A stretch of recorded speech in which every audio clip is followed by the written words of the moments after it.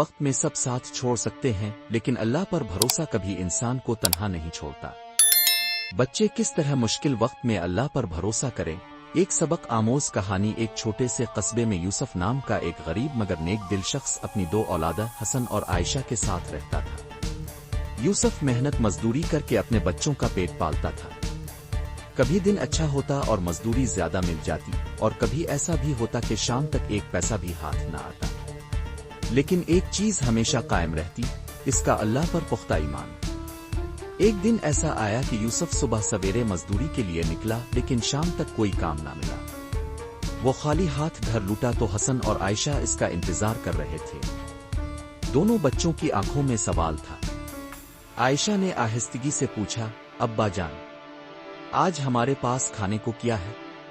یوسف نے دل پر پتھر رکھ کر جواب دیا، بیٹی، آج شاید ہمارے لیے کھانے کو کچھ نہیں، لیکن پریشان نہ ہو، اللہ بڑا کارساز ہے۔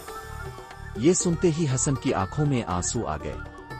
اس نے کہا، ابا جان، پیٹ تو خالی ہے، ہم کیسے صبر کریں؟ یوسف نے بچوں کے قریب بیٹھ کر کہا، بیٹو، صبر ایمان والوں کا ہتھیار ہے۔ آؤ ہم سب مل کر وضو کرتے ہیں اور اللہ سے دعا کرتے ہیں۔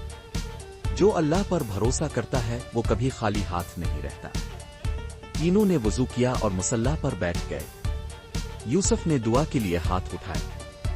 اس کے ساتھ ننھی عائشہ نے بھی آنکھیں بند کی اور لرزتی ہوئی آواز میں کہا، آ اللہ تو سب کو کھلاتا ہے، ہمیں بھی کھانے کے لیے کچھ دے دے، ہم تجھ پر بھروسہ کرتے ہیں۔ یہ معصوم دعا سن کر یوسف کی آنکھوں سے بھی آنسو بہنے لگے۔ حسن نے دل میں عہد کیا کہ وہ کبھی اللہ سے امید نہیں توڑے گا۔ دعا ختم ہوئی ہی تھی کہ دروازے پر ہلکی سی دستک ہوئی۔ سب نے چونک کر ایک دوسرے کو دیکھا۔ یوسف نے دروازہ کھولا تو سامنے پڑوسن کھڑی تھی۔ اس کے ہاتھ میں گرم روٹیاں اور سالن کی پلیٹ تھی۔ وہ بولی، بھائی، آج ہمارے گھر زیادہ کھانا بن گیا، سوچا اب کے ساتھ دیوان ہو۔ یوسف نے شکر کے آنسوؤں کے ساتھ پلیٹ لی اور بچوں کی طرف موڑ کر کہا، دیکھا بیٹو، اللہ اپنے بندوں کو کبھی تنہا نہیں چھوڑتا۔ کھانے کے بعد بھی یوسف کے دل میں یہ سوال تھا کہ کل کا دن کیسے گزرے گا، لیکن اس نے اپنے بچوں کو ہمت دلائی، ہم نے آج اللہ کی مدد دیکھی، کل بھی وہی ہمارا سہارا ہوگا۔ اگلے دن پھر یوسف کو مزدوری نہ ملی، لیکن اس شام قصبے کا ایک بزرگ اس کے پاس آیا اور کہا، بیٹا یوسف، ہمیں ایک بھروسے مند آدمی چاہیے جو مسجد کی صفائی کرے، کیا تم یہ ذمہ داری لوگے؟ یوسف کے چہرے پر خوشی آ گئی۔ اس نے فوراً ہاں کہہ دی۔ یہ کام چھوٹا ضرور تھا لیکن باعزت تھا، اور سب سے بڑھ کر یہ کہ یہ اللہ کے گھر کی خدمت تھی۔ جب یوسف نے یہ بات گھر جا کر حسن اور عائشہ کو بتائی تو دونوں خوش ہو گئے۔ عائشہ بولی، ابا جان، یہ سب اللہ کی طرف سے ہے نا؟ یوسف نے جواب دیا، جی بیٹی، یہی ہے اللہ پر بھروسہ کرنے کا انعام۔ اس دن سے حسن اور عائشہ نے سیکھ لیا کہ مشکلات میں رونا نہیں بلکہ دعا کرنی چاہیے۔